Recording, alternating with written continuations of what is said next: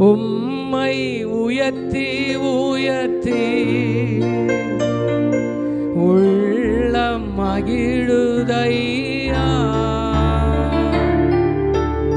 உம்மை நோக்கி பார்த்து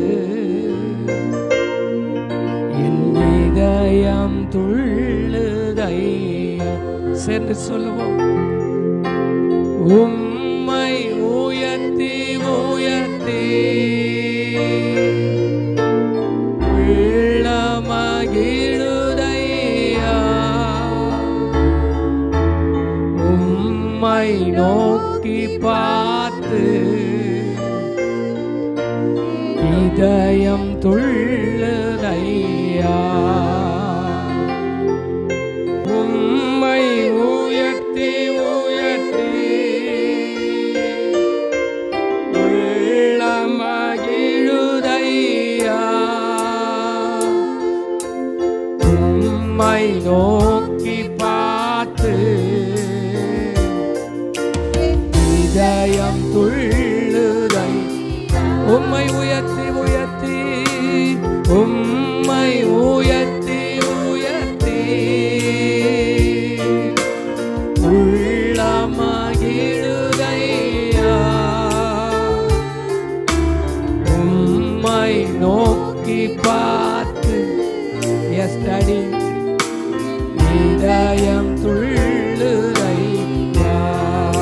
கண்ணீரெல்லாம் கண்ணீரெல்லாம்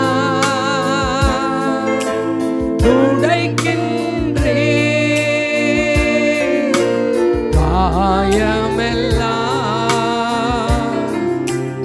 ஆற்றுகிறே. கண்ணீரெல்லாம்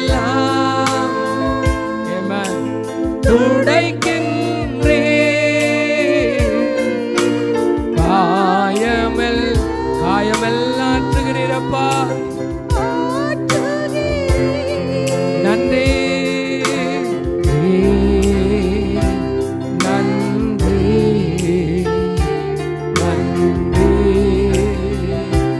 நன்றி. உம்மை உம்மை உயர்த்தி உயர்த்தி உள்ளமகிழுதையா. உம்மை நோக்கி பார்த்து இதயம் துள்ளுதை.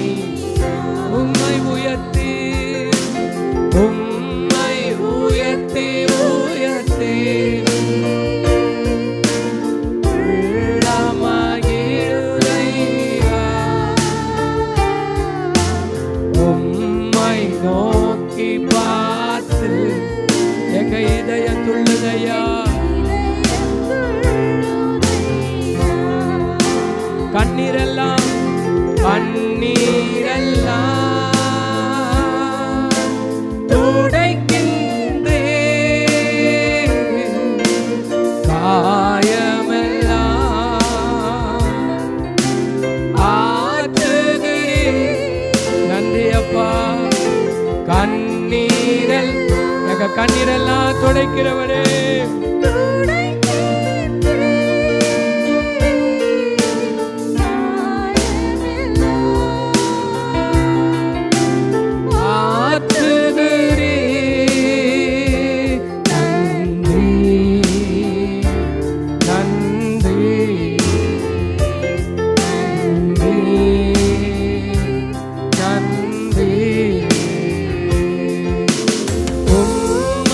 உயர்த்தி உயர்த்தி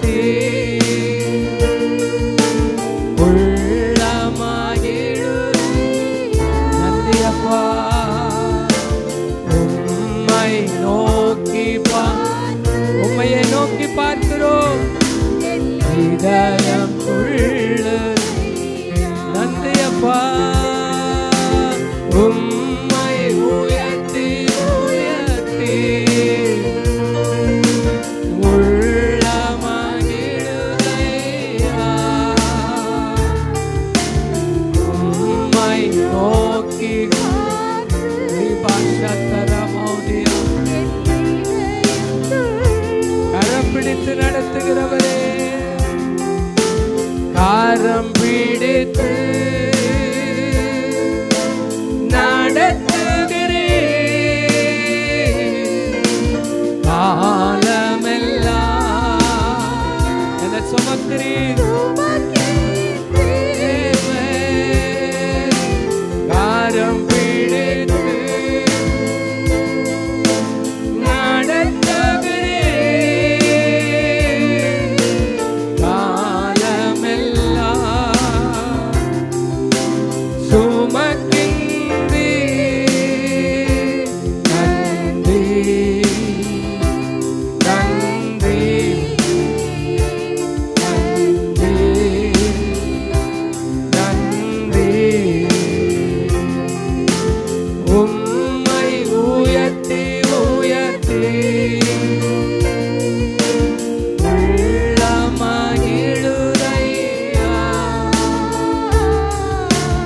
உம்மை நோக்கி பார்த்து என் இதயம் துள்ளு. சொல்லுங்க அப்பா பார்த்து. உம்மை உயர்த்தி உயர்த்தி உள்ளமகிழுதையா, உம்மை நோக்கி பார்த்து இதயம் துள்ளுதை. ஹalleluya ஹalleluya ஹalleluya ஹalleluya. உயர்த்துவோம். ஹalleluya ஹalleluya ஹalleluya ஹalleluya. பரிசுத்த பிதாவே, இரக்கமுள்ள தேவனே, ஆண்டவரே, இந்த நாளிலேயும் எங்கள் மத்தியில் ஆண்டவரே உங்க சமூகத்தில் எங்களை நீர் கொண்டு வந்து நிறுத்தியிருக்கிற தயவுக்காக ஸ்தோத்திரம். நாங்கள் இன்னும் உள்ளத்தின் ஆழத்திலிருந்து நாங்கள் உம்மை துதிக்க ஆராதிக்க உம்முடைய வார்த்தைகளை நாங்கள் கேட்டு இன்னுமாய் அர்ப்பணிக்கப்பட்டவர்களாய் இந்த இடத்திலிருந்து நாங்கள் ஆண்டவரே நாங்கள் செல்ல எங்களுக்கு உதவி செய்யும். வந்திருக்கிறவர்களுக்காக நன்றி. வர வேண்டும் என்று நினைத்தவர்களை தடைகளை நீக்கி நீர் கொண்டு வாரும். உம்முடைய நாமத்தை நீர் மகிமைப்படுத்தும். இயேசுவின் நாமத்தில் பிதாவே. இயேசு என்னும் நாமமே நாமமே என் ஆத்துமாவின் கீதமே கீதமே. நேசரேசுவை நான் என்றும் என் நேசரேசுவை நான் என்றும் போற்றி மகிழ்ந்திருப்பேன். யோர்தான் நதி போன்ற சோதனையிலும் சொந்தமிழ்ந்து மாளாதே. யோர்தான் நதி போன்ற சோதனையிலும் சொந்தமிழ்ந்து மாளாதே. ஜெயதோனியோடு பாதுகாத்து அன்பை எங்கும் பாடுவேன்.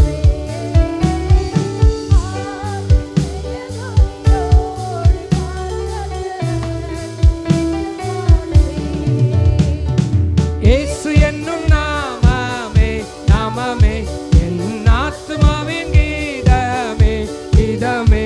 என் நேசரேசுவை நான் என்றும் போற்றி மகிழ்ந்திடுவேன். என் நேசரேசுவை நான் என்றும் போற்றி மகிழ்ந்திடுவேன். நன்றி நன்றி நன்றி நன்றி நன்றி. நித்தம் ஓயாமல் பாடுவே நன்றி. சொல்லுவோம். நன்றி நன்றி நன்றி நன்றி நன்றி. நித்தம் சோராமல் பாடுவேன். சொல்லுங்க. நன்றி நன்றி நன்றி நன்றி. நித்தம் ஓயாமல் பாடுவே நன்றி. நன்றி நன்றி நன்றி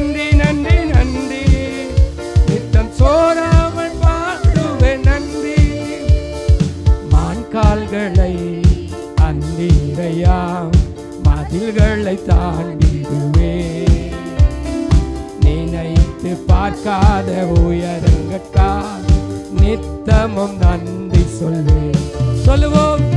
மான்கால்களை தண்ணீரையா மதில்களை தாண்டுவேன். நினைத்து பார்க்காத உயரங்கட்டால் நித்தமும் நன்றி சொல்வேன். தீங்கு செய்ய நினைத்தவர் முன் தழைத்திட செய்பவரே, தடுமாறின வேலையெல்லாம் தாங்கியே நடத்தினீரே. தீங்கு செய்ய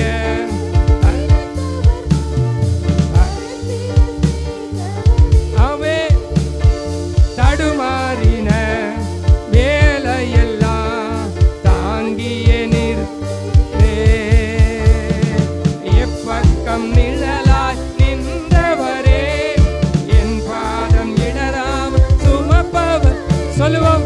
எப்பக்கம் நிழலாய் நின்றவரே, என் பாதம் இடராமல் சுமப்பவரே.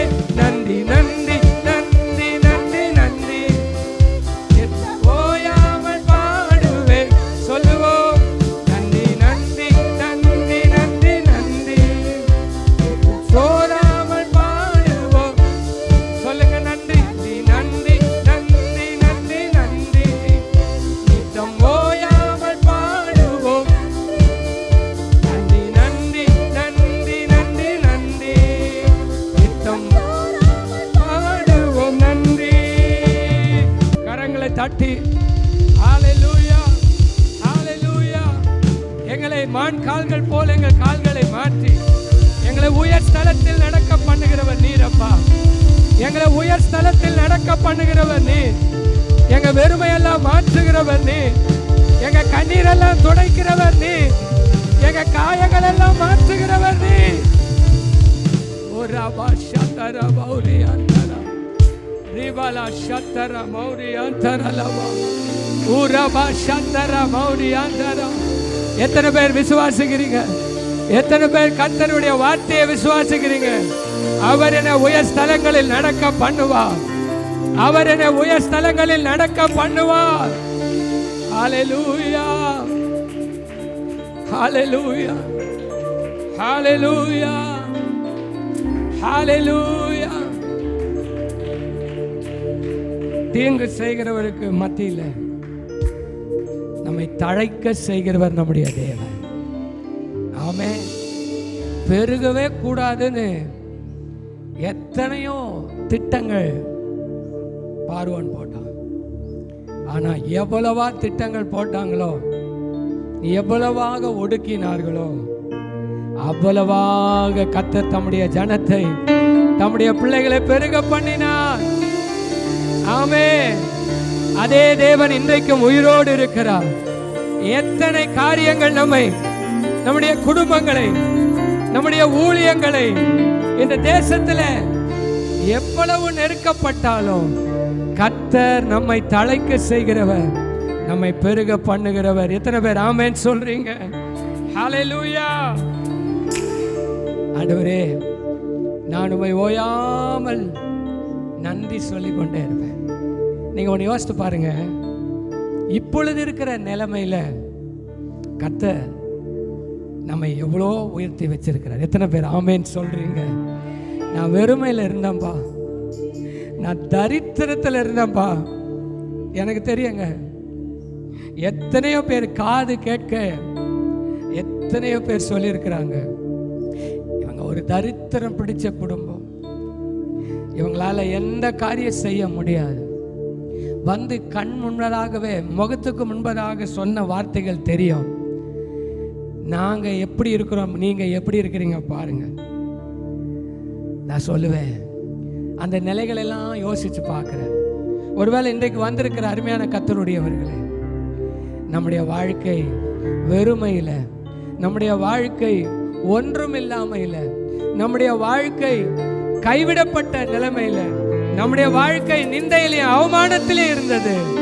ஆனால் தேவனோ, என் ஆண்டவரோ நம்மை சந்தித்து, கர்த்தர் இப்பொழுது இருக்கிற நிலைமையை யோசித்து பார்த்தாலே நம்மால துதிக்காம இருக்கவே முடியும். எத்தனை பேர் ஆமென் சொல்றீங்க? ஹல்லேலூயா. ஒரு வரியை பாடி இந்த ஆராதனை முடிக்க போறோம். காலங்கள் மாறலாம், சூழ்நிலைகள் மாறலாம். ஆண்டவரே, நீர் எங்களை சொன்ன வார்த்தையை நிறைவேற்ற வல்லவர் அப்பா. ஹல்லேலூயா.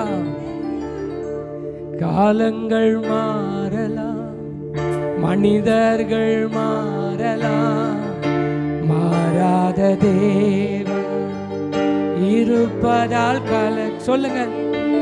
காலங்கள் மாறலாம், மனிதர்கள் மாறலாம், மாறாத தேவன் இருப்பதால் கலக்கமில்லை.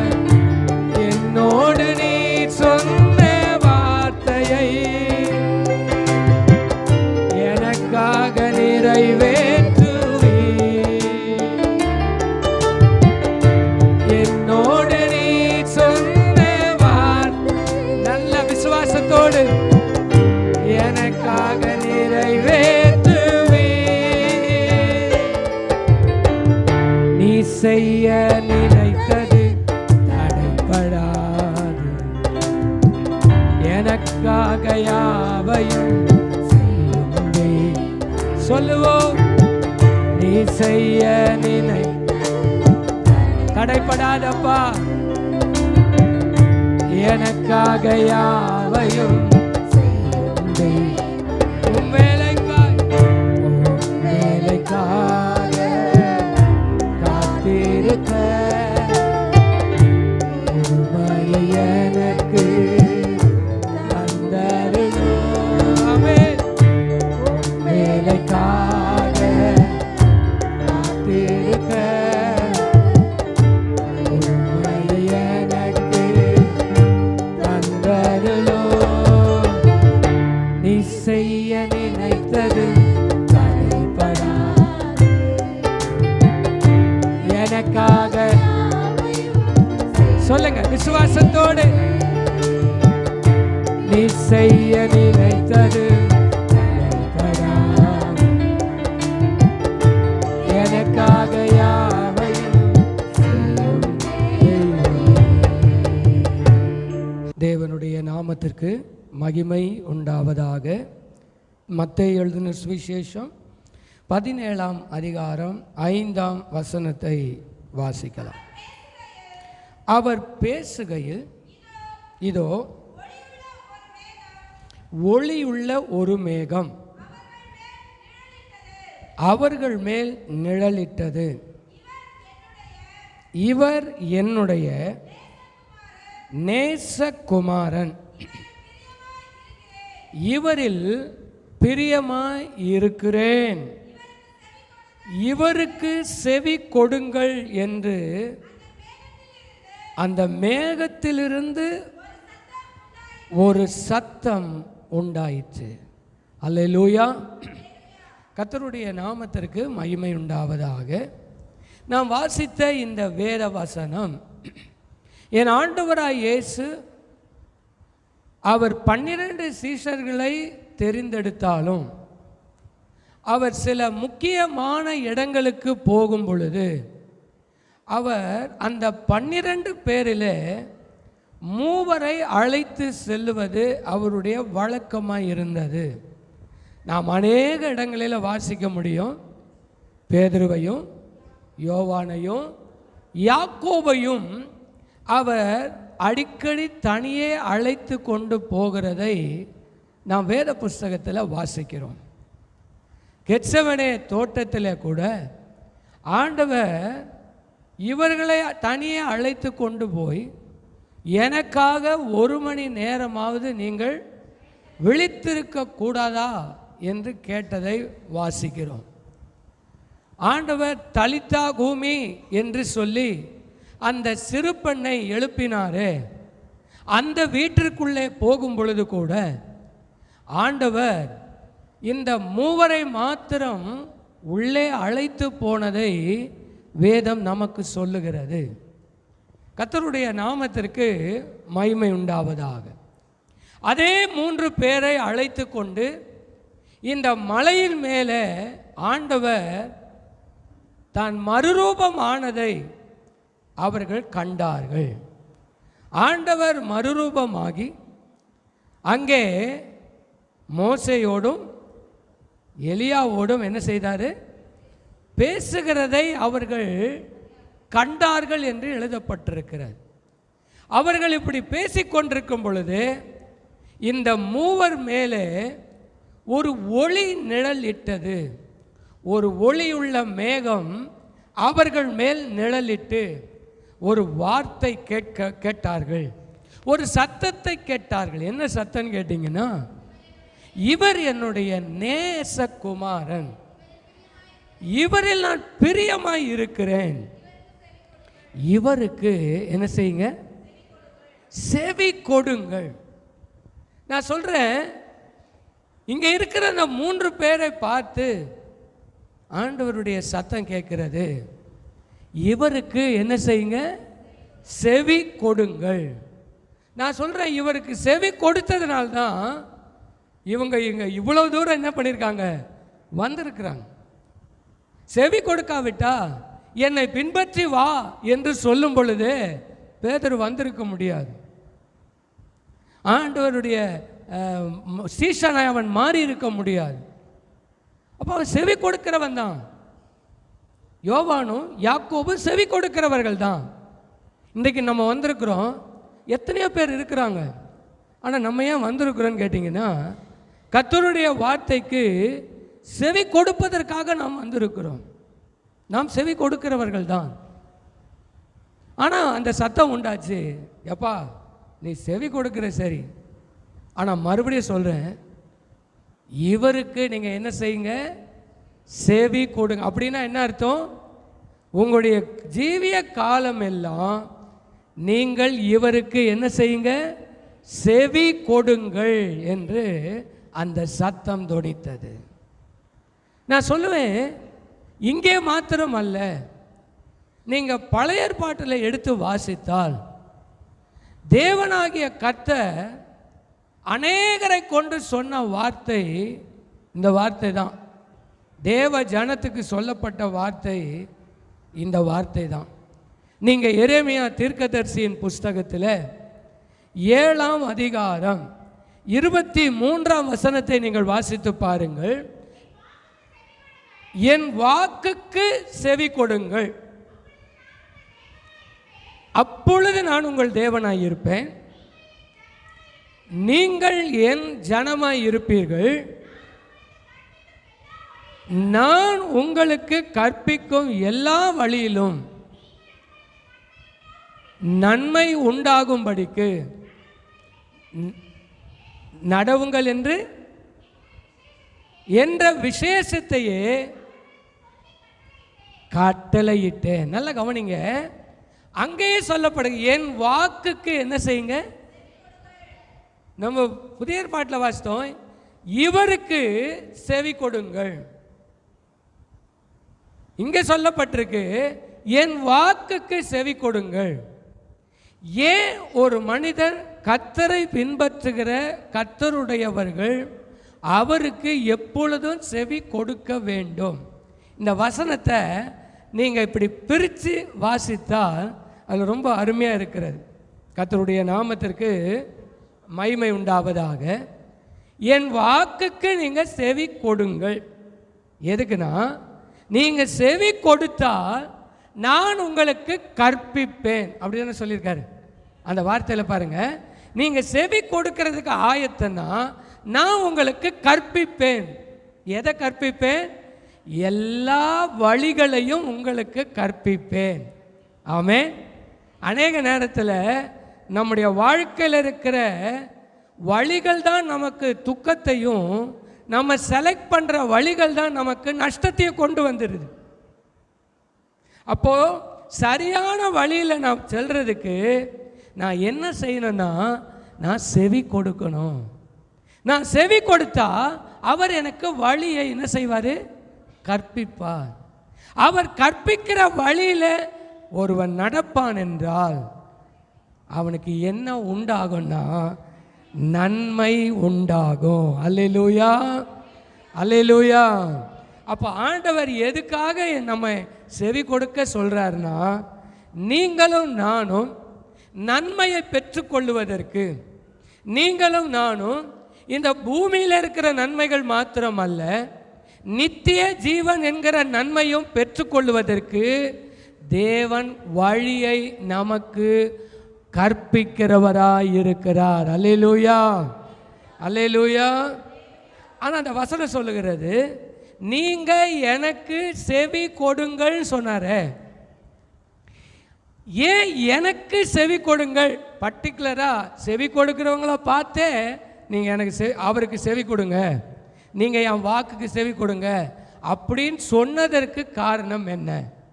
நீங்கள் வேதத்தில் ஒரு வார்த்தையை நீங்கள் வாசித்தீங்கன்னா, 2 விதமான சத்தங்கள் இருக்கிறது. வேத புஸ்தகத்தில் சத்தங்கள் 2 விதம், ஒரே மாதிரி இருக்கும், ஆனால் அந்த சத்தம் வேறு வேறு விதமான காரியங்களை கொண்டு வரும். 2 விதமான சத்தம். நீங்கள் நீதிமொழிகள் புஸ்தகத்தில் நீங்கள் வாசிங்கன்னா 2ம் ஒரே விதமான வார்த்தையை சொல்லப்படுகிறது. நீங்கள் வாசித்து பாருங்கள். நீதிமொழிகளின் புஸ்தகம் 9ஆம் அதிகாரம் 4ஆம் வசனத்தை வாசிங்க. எவன் பேதையோ அவன் இவ்விடத்தில் வர கடவன். நல்லா கவனிங்க, முதல் கூப்பிடுகிற ஒரு சத்தம், எவன் பேதையோ அவன் இவ்விடத்தில். வேத வாஸ்தவம் சொல்லுங்க, இது யார் கூப்பிடுறது? ஞானம் என்று சொல்லப்பட்டிருக்கிறது. ஞானம்னா அவரே நமக்கு ஞானமும்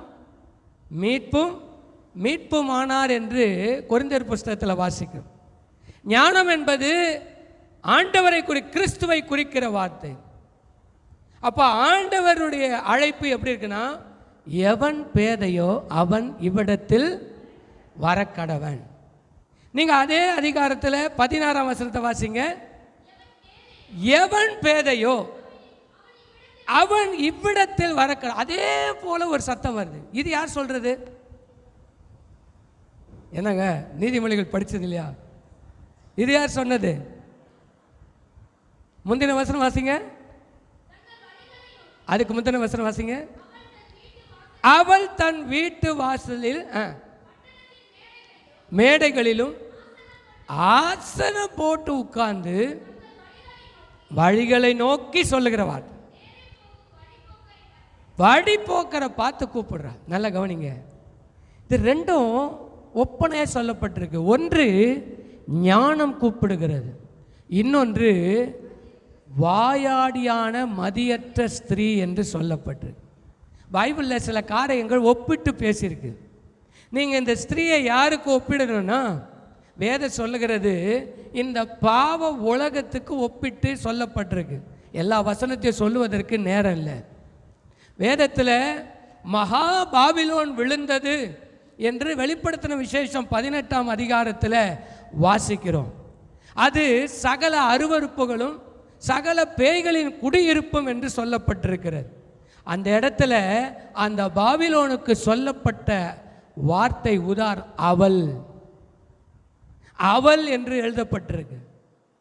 அப்போ ஆண்டவரும் சத்தத்தை துணிக்க பண்றாரு, உலகத்திலிருந்து சத்துருவும் ஒரு சத்தத்தை என்ன செய்யறான்? துணிக்க பண்ண. 2 பேர் தான் ஒரே மாதிரி தான். யார் பேதையோ இவ்விடத்துக்கு வர கடவன். யார் கஷ்டத்தில் இருக்கீங்க இங்கே வாங்க. நீங்கள் யோசிச்சு பாருங்க, ஒரு கூட்டத்தை கூப்பிட்றோம், நீங்கள் துக்கமாக இருக்கிறீங்களா, கஷ்டமாக இருக்கிறீங்களா, கண்ணீரோடு இருக்கீங்க, வாங்க. எங்கே வாங்க? இந்த கூட்டத்துக்கு வாங்க. நீங்கள் உலகத்தில் போய் பாருங்க, சொல்கிறாங்க கவலையா கண்ணீரா எல்லாத்தையும் மறக்கிறதுக்கு இங்கே வாங்க. இங்கே என்ன இருக்குது? இங்கே ஒரு என்டர்டைன்மெண்ட் இருக்குது, இங்கே ஒரு உங்களை மகிழ்ச்சி ஆக்கிற காரியங்கள் இருக்குது. அங்கேயும் கூப்பிடுறாங்களே. நீ எதுக்கு செவி கொடுக்க போகிற? உலகத்தினுடைய காரியங்களுக்கு மனசை செவி கொடுத்து வழி மாறி போயிடுறான். வசனம் சொல்லுது, அவளுக்கு செவி கொடுக்கிறவர்கள் அவங்களாம் எங்கே இருக்கிறாங்கன்னா நரக பாதாளங்களில் இருக்கிறார்கள். அப்போ அந்த வழி எங்கே போயிடுச்சுன்னா அந்த முடிவு பயங்கரமான இடத்துக்கு கொண்டு போயிடுச்சு. அதனால தான் ஆண்டவர் சொன்னார், நீங்கள் எதுக்கு செவி கொடுக்கணும்னா உலகத்துக்கு செவி கொடுக்காதீங்க. யாருக்கு செவி கொடுங்க? எனக்கு செவி கொடுங்க. பிள்ளைகளை, எனக்கு நீங்கள் செவி கொடுங்க. எனக்கு செவி கொடுத்தால் நான் உங்களுக்கு கற்பிப்பேன்.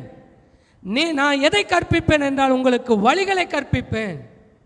அந்த வழிகள் உங்களுக்கு எதை கொண்டு வரும் என்றால் நன்மையை கொண்டு வரும். அல்லேலூயா, அல்லேலூயா. எத்தனை பேருக்கு நன்மையை அனுபவிக்கணும்னு ஆசை? ஆமென். வாழ்க்கையில் நன்மையை பெறணும்னு நம்ம விரும்பினா நம்ம யாருக்கு செவி கொடுக்கணும்னா என் ஆண்டவருடைய வார்த்தைக்கு, என் ஆண்டவருக்கு செவி கொடுக்க வேண்டும். அல்லேலூயா, அல்லேலூயா. ஏன்னா வேத புஸ்தகத்தில் நான் வாசித்த போது எத்தனையோ தடவை வாசித்திருக்கேன். இந்த வார்த்தை எனக்கு ரொம்ப புதுசாக இருந்தது. ஏசாயா 46ஆம் அதிகாரம் 3ஆம் வசனத்தை வாசித்து பாருங்கள். யாக்கோபின் சந்ததியாரே, ஜனங்களே, எனக்கு செவி கொடுங்கள். தாயின் வயிற்றில் தோன்றினது முதல் உங்களை ஏந்தி, தாயின் கற்பத்தில் உருவானது முதல் உங்களை தாங்கினேன். அல்லேலூயா. நான் சொல்கிறேங்க, எனக்கு செவி கொடுங்கன்னு சொல்கிறவர் யார் தெரியுமா? நம்மை தாயின் கருவிலே நம்மை உருவாக்கினவர். அல்லேலூயா. எப்போ இருந்து நான் உன்னை தாங்குறேன் தெரியுமா? எப்போ இருந்து உங்களை சுமக்கிறேன் தெரியுமா? நான் சொல்கிறேன், இந்த உலகத்தின் மனிதர்கள் நம்ம எப்போ பார்க்குறாங்கன்னா ஒரு எதர்ச்சியாக ஒரு காலகட்டத்தில் தான் நம்மளை பார்க்குறாங்க. அது யாராக இருந்தாலும் சரி, அது உறவோ அல்லது நட்போ அல்லது எந்த காரியமானாலும் அவங்க எப்போ சந்திக்கிறாங்க? ஏதோ ஒரு காலகட்டத்தை தான் சந்திக்கிறாங்க. அவங்களுக்கு நம்மை குறித்த முழுமையான காரியங்கள் யாருக்குமே தெரியாது. நம்மை முழுமையாய் அறிந்த ஒரு தகப்பன் இருக்கிறார். அல்லேலூயா. தாயின் வயிற்றில் தோன்றும் பொழுதே நம்மை சுமந்தவர். அல்லேலூயா, அல்லேலூயா. கற்பத்தில் இருக்கும் பொழுதே சங்கீதக்காரன் சொன்னா, உம்முடைய கண்கள் என் கருவை கண்டது. ஆமென், அல்லேலூயா. அதனால தான் அவன் பாடினான், ஆராய்ந்து அறிந்திருக்கிறீரப்பா. அல்லேலூயா. கர்த்தருடைய நாமத்திற்கு மகிமை உண்டாவதாக. இந்த ராத்திரி வேளையில் வந்திருக்கிற நீங்களும் நானும் நாம் எப்பொழுதுமே எல்லா சூழ்நிலையிலும் நாம் மற்ற சத்தத்துக்கு செவி கொடாமல் நம்முடைய ஆண்டவருக்கு மாத்திரமே செவி கொடுக்க வேண்டும். அல்லேலூயா. ஏன்னா மற்றவர்கள் எல்லாரும் நம்முடைய முழு காரியத்தை அறியாதவர்கள். நம்மை முற்றுமாய் அறிந்த தகப்பன் நம்முடைய தேவன் மாத்திரமே. அல்லேலூயா, அல்லேலூயா. அப்போ நம்ம அறிஞ்சவர் எனக்கு செவி கொடுங்கள் சொன்னார். இன்னைக்கு ஒரே ஒரு வார்த்தை சொல்லி நான் முடிச்சிருப்பேன். அவர் சொல்கிற வார்த்தை என்ன? அதுக்கு நீங்கள் செவி கொடுங்க. அவர் என்ன சொல்கிறார் தெரியுமா? ஏசாயா தீர்க்கதரிசியின் புஸ்தகம் 51ஆம் அதிகாரம், ஏசாயா 51 14ஆம் வசனத்தை வாசித்து பாருங்கள். சிறைப்பட்டு போனவன் தீவிரமாய் விடுதலை ஆவான். அவன் கிடங்கிலே சாவதும் இல்லை, அவனுடைய அப்பம் குறைவு படுவதும் இல்லை. அல்லேலூயா, ஆமென். எத்தனை பேர் ஆண்டவருடைய வார்த்தையை நம்புறீங்க? ஆமென். சிறைப்பட்டு போனவன் தீவிரமாக என்ன செய்வான்? விடுதலை ஆவான். அவன் கிடங்குல அவன் என்ன செய்யறதில்ல. எனக்கு இந்த வார்த்தை கிடங்கு அப்படின்னா என்ன தெரியுமா? கிடங்கு இந்த வார்த்தையை எங்கே வாசித்திருக்கிறீங்க? யாருக்கா ஞாபகம் வருதா? எங்கே வாசித்திருக்கு? எரேமியா இல்லையா? கிடங்குன்ற வார்த்தை எங்கே தெரியுமா இருக்குது? எரேமியாவுடைய புலம்பல் புஸ்தகம் வாசிங்க. புலம்பல் 3ஆம் அதிகாரம் 55ஆம் வசனத்தை வாசித்து பாருங்கள். மகா ஆழமான கிடங்கிலிருந்து கர்த்தாவே உம்முடைய நாமத்தை நான் என்ன செய்தேன். நான் சொல்கிறேன், எங்கே இருக்கிறாங்க? எங்கேருந்து கூப்பிடுறான்? மகா ஆழம். சாதாரண கிடங்கு கிடையாதுங்க, மகா ஆழமான கிடங்கு. இந்த மகா ஆழமான கிடங்கிலிருந்து நான் என்ன செய்கிறேன்? உம்முடைய நாமத்தை பற்றி கூப்பிடுகிறேன். உம்முடைய நாமத்தை பற்றி கூப்பிடுகிறேன். நான் சொல்கிறேன், இவ்வளோ ஆழமான கிடங்குல இருந்தால் மற்றவர்கள் என்ன சொல்லுவாங்க தெரியுமா? உன்னை யாராலையும் விடுவிக்க முடியாது. உலகம் உன்னை பார்க்குறவங்க என்ன சொல்கிறாங்க? உன்னால் வெளியே வர்றதுக்கு வாய்ப்பே இல்லை. ஆனால் ஆண்டவர் என்ன சொல்கிறார் தெரியுமா? அந்த மகா கிடங்கிலிருந்து கூப்பிடும் பொழுது 57ஆம் வசனத்தை நீங்கள் வாசித்தீங்கன்னா, நான் உம்மை கூப்பிட்ட நாளிலே நீர் என்னை அணுகி என்ன சொல்கிறாரு? நான் இந்த வார்த்தையை நேரடியாக சொல்கிறேன். என்ன சொல்கிறாரு ஆண்டவர்? சொல்லுங்களேன். உங்களை பார்த்து சொல்கிற வார்த்தை, பயப்படாத. ஆமே, நீ பயப்படாத. நீ சிறைப்பட்டு போனவன் என்ன செய்வான்? தீவிரமாய் விடுதலையாகும். நம்ம ஆண்டவர் யார் தெரியுமாங்க? நம்மை விடுவிக்கிறவர், நம்மை விடுதலையாக்கிறவர், நம்மை விடுவிக்கிறவர். நீ எவ்வளவு பயங்கரமான கிடங்கில் இருந்தாலும் ஆண்டவர் சொல்றாரு, நீ ஆழமான கிடங்கில் இருந்தாலும் நீ சாவது இல்லை, உன்னிடத்தில் அப்பம் குறைவுபடுவதும் இல்லை, நான் உன்னை விடுவிப்பேன். ஆமென், அல்லேலூயா. ஏங்க, கர்த்தருடைய பிள்ளைகளாக நீங்களும் நானும் நிறைய காரியங்களில் சிக்கிடுறோங்க, நிறைய காரியத்தில் சிறைப்பட்டு போகிறோம், நிறைய விஷயங்களில் நம்ம சிக்கிடுறோம். அறியாமலோ அறிந்து கூட சில வேளையில் அக்கிரமத்தினால சிறுமைப்படுத்தப்பட்டு சிக்கிடுறோம். அடுத்தவருடைய வார்த்தையை கேட்டு நம்பி சில காரியங்களில் சிக்கிடுறோம். ஆனால் எனக்கு ஒரு வார்த்தை சொல்லு, நீ எப்படி சிக்கியிருந்தாலும், நீ எப்படி நீ சிறைப்பட்டிருந்தாலும் உன்னை தீவிரமாய் தேவன் விடுதலை ஆக்குவார். அல்லேலூயா, அல்லேலூயா. நம்ம செய்ய வேண்டிய ஒரே ஒரு காரியம் என்னமா? ஆண்டவர் சொன்னார், எனக்கு செவிக்கு. இந்த சிறைப்பட்டு போனவங்க யார் தெரியுமா? இப்போ அந்த ஏசாயா 51ஆம் அதிகாரத்தை திருப்புங்க. சிறைப்பட்டு போனவன் யார் பாருங்க. ஏசாயா 51 4ஆம் வசனத்தை வாசிங்க. என் ஜனங்களே. அப்போ யார் சிறைப்பட்டு போனது? அவருடைய ஜனம், கர்த்தருடைய ஜனம். ஆனால் ஆண்டவர் சொல்றார், எனக்கு என்ன செய்யுங்க? செவி கொடுங்க. 7வது வசனத்தை வாசிங்க. நீதியை அறிந்த யாரு? அவங்களுக்கு வசனம் தெரியும், சத்தியம் தெரியும். ஆனால் என்ன செய்யப்பட்டிருக்காங்க? சிறைப்பட்டு போயிட்டாங்க. அங்கேயும் சொல்றார் ஆண்டவர், எனக்கு செவி கொடுங்கள். இந்த ராத்திரி வேளை கர்த்தருடைய ஆவியானவர் நம்மை சந்திப்பாராக. ஏதோ ஒரு காரியத்தில் நாம் கட்டப்பட்டிருக்கலாம், ஏதோ ஒரு காரியம் நம்மை சிறைப்படுத்தி இருக்கலாம். நாம் கேட்கிற காரியங்கள் என்ன தெரியுமா? நம்மை சுற்றி சொல்லப்படுகிற காரியங்கள், உன்னால் வெளியே வர முடியாது, உன்னால் இதிலிருந்து மேலே வர முடியாது, இந்த காரியத்தை உன்னால் செய்யவே முடியாது சொல்லுகிறவங்க எல்லாரும் யாருன்னு கேட்டிங்கன்னா, நம்மோடு கூட மற்றவர்கள் இருக்கிறாங்களே அவங்க சொல்கிறாங்க. ஆனால் ஆண்டவர் என்ன சொல்கிறாருன்னா, தீவிரமாக நான் உன்னை விடுதலை ஆக்குவேன். எத்தனை பேர் ஆமேன்னு சொல்கிறீங்க? நான் சொல்கிறேன், எந்த வார்த்தைக்கு நீங்கள் செவி கொடுக்குறீங்க? ஆண்டவர் சொல்லுவார், நீங்கள் ஏன் பயப்படுறீங்க? நீங்கள் வாசி பாருங்க, 13ஆம் வசனத்தை வாசிங்க. இடுக்கண் செய்கிறவன் அழிக்க ஆயத்தமாகிற போது இடைவிடாமல் பயப்படுகிறது என்ன? ஆண்டவர் கேட்குறாரு, ஏன்பா நீ அதுக்காக நீ பயந்து கொண்டு இருக்கிற? இடுக்கண் செய்கிறவன் உன்னை அழிக்க நினைக்கிறான். அவன் ஆயத்தமாகும் போது நீ பயப்படாத. நான் சொல்கிறேன், அவனுடைய கைகளில் நீ ஒப்பு கொடுக்கப்படுவது இல்லை. அல்லேலூயா.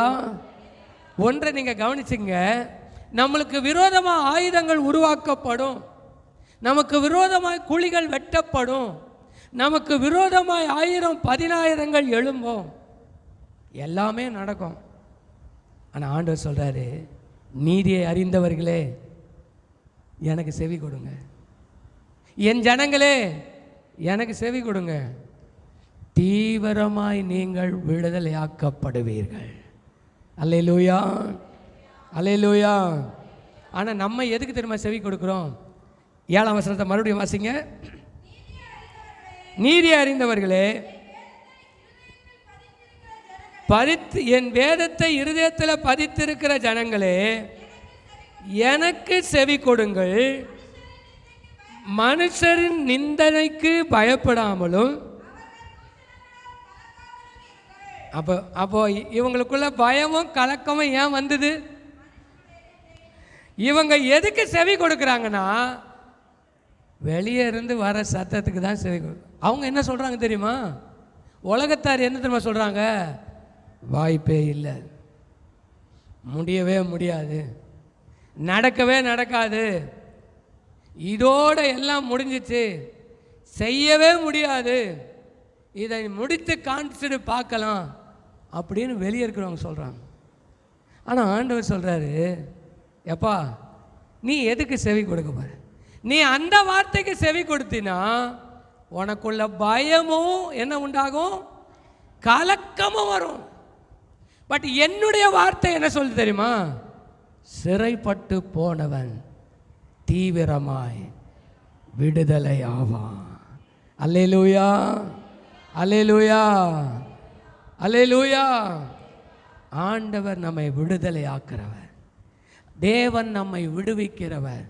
மகா ஆழமான கடங்கள் இருந்தாலும், எவ்வளவு பெரிய இருளுக்குள்ள இருந்தாலும், எவ்வளவு தூரம் ஆண்டவரை விட்டு பின்வாங்கி போயிருந்தாலும், எத்தனையான சிறையிருப்பில் இருந்தாலும், நம்மை விடுதலையாக்கி நம்மை நிறுத்த வல்லவர் அவர்.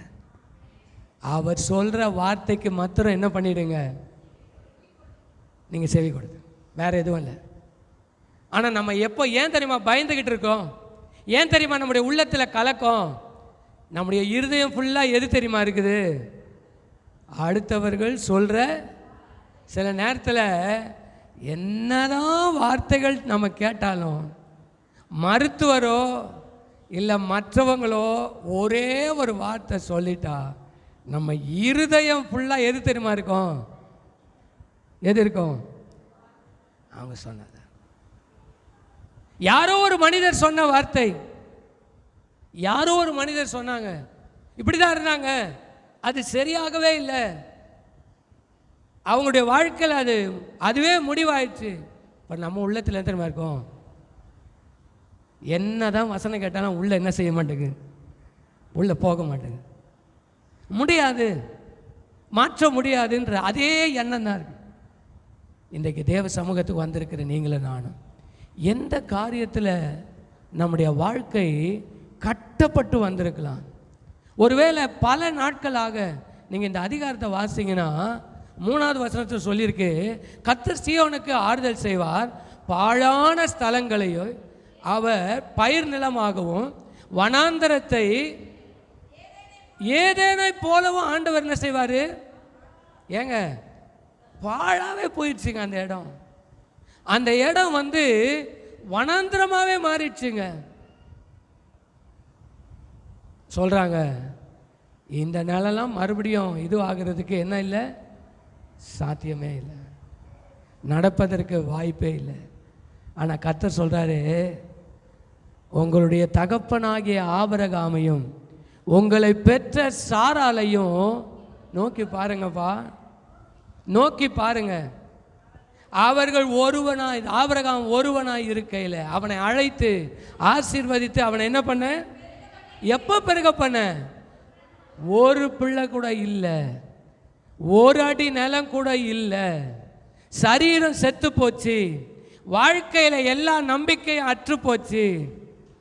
ஆண்டவர் சொல்கிறாரு, அவன் வாழ்க்கையை நான் என்ன செய்தேன்னா துளிர்க்க பண்ண, பெருக பண்ண, எழுத்தின்படியாய் அவனுடைய சந்ததியை வானத்து நட்சத்திரங்களைப் போல தேவன் பெருக பண்ணினான்.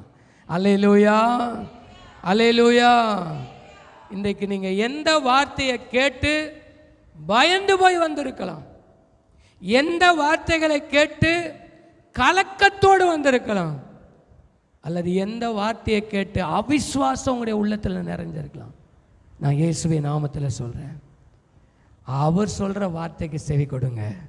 அவர் சொல்கிறாரு, இந்த கிடங்கிலிருந்து தீவிரமாய் நான் விடுதலை ஆக்குவேன்.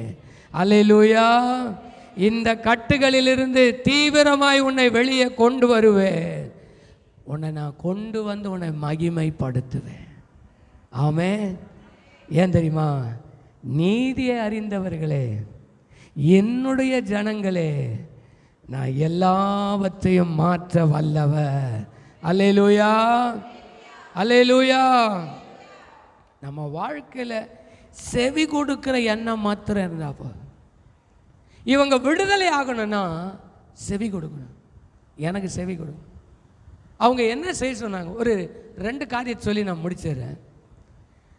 2 பேருடைய வாழ்க்கையை நான் சொல்கிறேன்.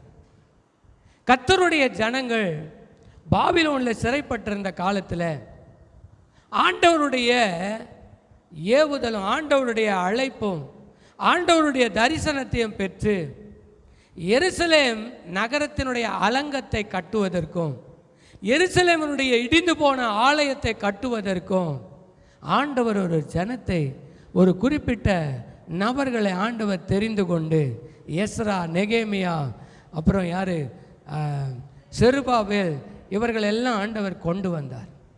இவங்க சொன்னாங்க, எங்கள் தேவனுடைய கரம் எங்கள் மேலே இருந்ததுனால நாங்கள் ராஜா கிட்ட என்னெல்லாம் கேட்டோமோ அதெல்லாம் கொடுத்துட்டார்.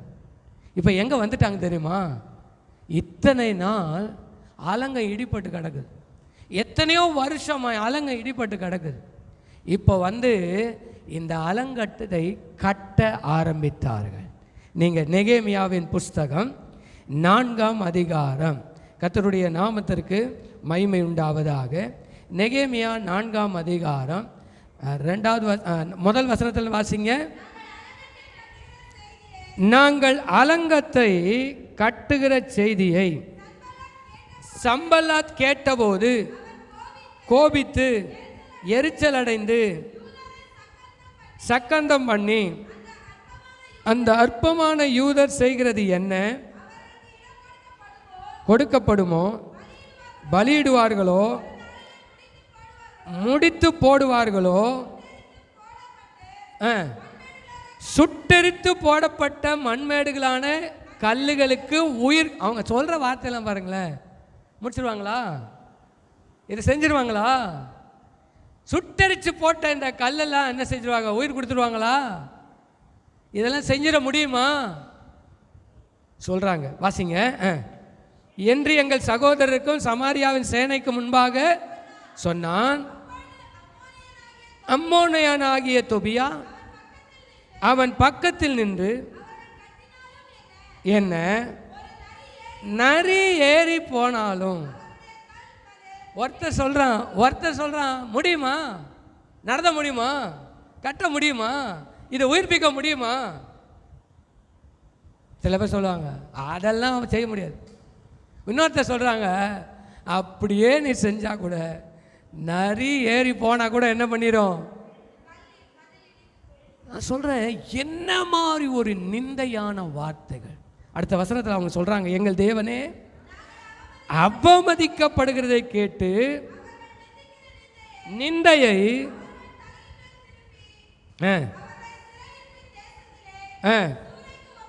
ஒப்புக்கொடு. 5ஆம் வசனம் கடைசி பகுதி, கட்டுகிறவர்களுக்கு மன மடிவு உண்டாக.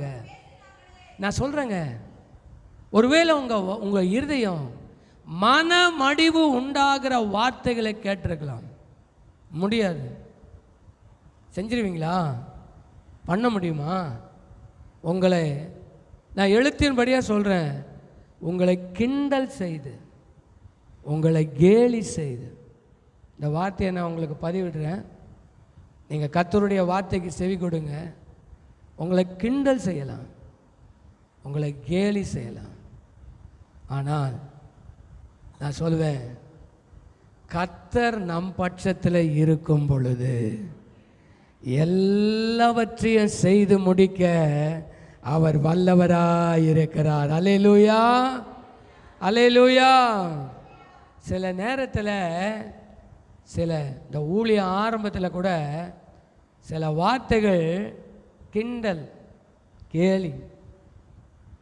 நான் சொல்கிறேன், அண்ணன் இருக்கிறாங்க, எங்கள் பள்ளிக்கூடம் கூட ஆரம்பித்த பொழுது ஒரு சின்ன ஒரு கொட்டகையில் ஆரம்பித்தது. அப்போது அந்த வழியாக போகிறவங்கெல்லாம் என்ன மாதிரி வார்த்தையெல்லாம் பேசக்கூடாதோ, மடிவாக்கணுமோ அப்படியெல்லாம் பேசினவங்க உண்டு, மனமடிவாக்கினவங்க உண்டு, வார்த்தையினாலே கிண்டல் செய்து கேலி செய்தவர்கள் உண்டு. நான் சொல்கிறேங்க, யார் யார் கிண்டல் செய்தார்களோ அவர்கள் கண்களுக்கு முன்பாகவே தேவன் படிப்படியாக உயர்த்தினார். அல்லேலூயா. ஏன் தெரியுமா? வார்த்தையை பெற்றுக்கொண்டது உண்மை என்றால் அந்த வார்த்தையை உங்களிலே நிறைவேற்றுவதும் ஆண்டவர் செய்ய போவது உண்மை. அல்லேலூயா. அதனால தாங்க சொல்கிறேன், இன்றைக்கு நீங்கள் சிறைப்பட்டிருக்கலாம், இன்றைக்கு நீங்கள் கட்டப்பட்டிருக்கலாம், இன்றைக்கு அவமானத்தை அனுபவிக்கலாம், இன்றைக்கு நிந்தையை அனுபவிக்கலாம். பட் நீங்கள் ஆண்டவருக்கு செவி கொடுக்கிறது உண்மை என்றால் மற்றவங்க சொல்கிறத கேட்காதீங்க. இந்த சம்பல்லாத்து தொபியாவை சொல்கிறத கேட்டது, ஆனால் அவன் என்ன சொன்னான் தெரியுங்களா? நீங்கள் வாசித்து பாருங்கள். தேவனுடைய நாமத்திற்கு மகிமை உண்டாவதாக. அடுத்த அதிகாரத்தில் ஒரு வசனத்தை வாசித்து பாருங்கள். 4ஆம் அதிகாரம் 14ஆம் வசனத்தை வாசியுங்கள்.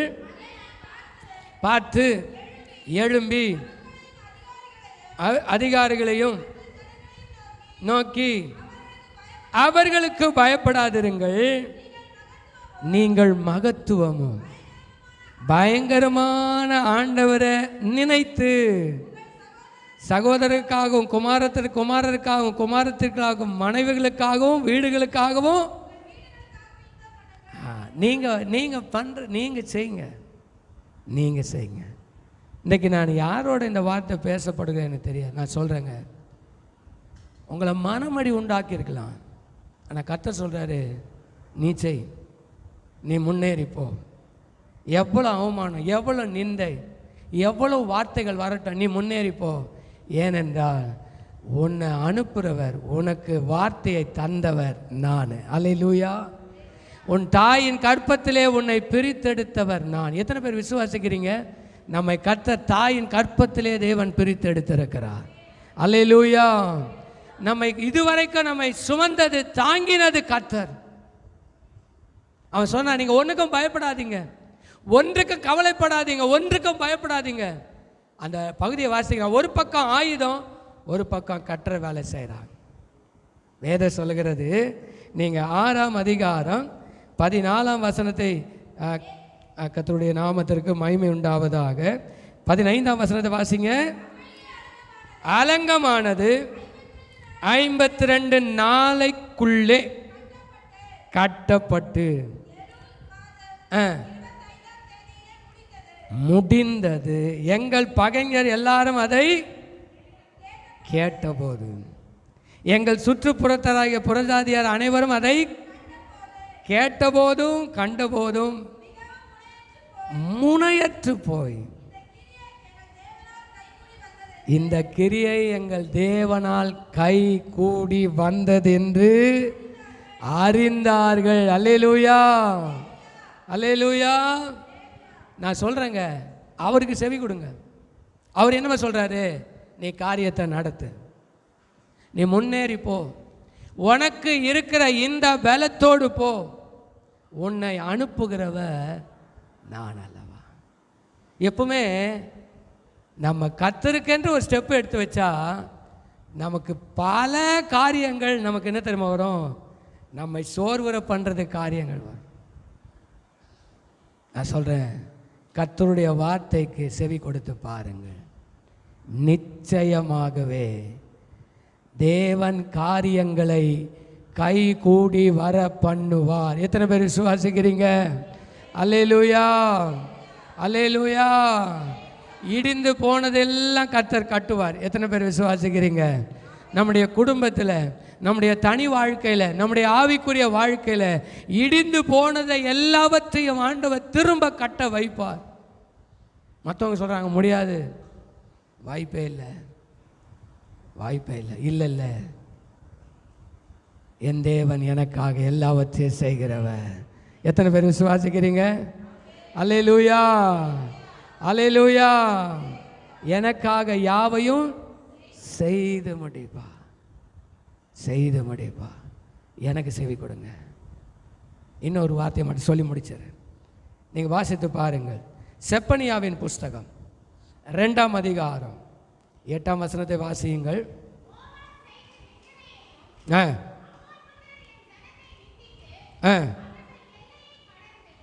எல்லையை கடந்து ஆண்டவர் சொல்றாரு. அந்த வார்த்தை எனக்கு ரொம்ப இதுவாக இருந்தது. எப்படி பேசுனாங்க? எல்லையை கடந்து. அப்ப தூஷணம் முதல் சொன்ன நிந்தனை, அடுத்தது என்னன்னா தூஷணம். நிந்தனை என்ன செய்யுதுன்னா பயத்தை உண்டாக்குது, தூஷணம் கலக்கத்தை உண்டாக்குது.